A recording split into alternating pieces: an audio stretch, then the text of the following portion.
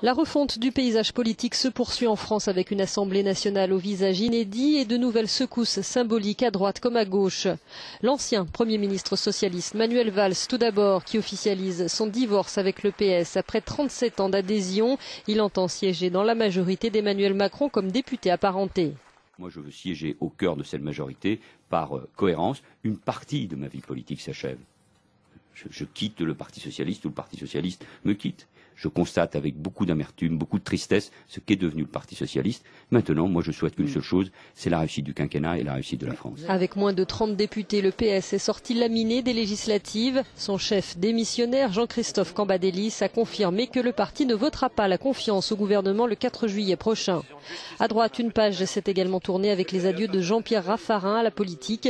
L'ancien Premier ministre, membre des Républicains, a fait savoir qu'il renonçait à terminer son mandat de sénateur de la Vienne. Il va créer une ONG internationale pour, je cite, alerter contre les risques de guerre. La jeune génération politique prend le pays en main et c'est heureux, dit-il, dans une tribune publiée par la Nouvelle République.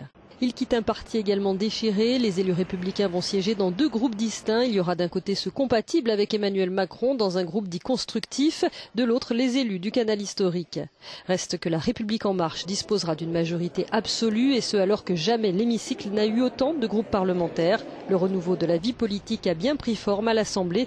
Reste à voir si sur le fond le changement se fera réellement sentir.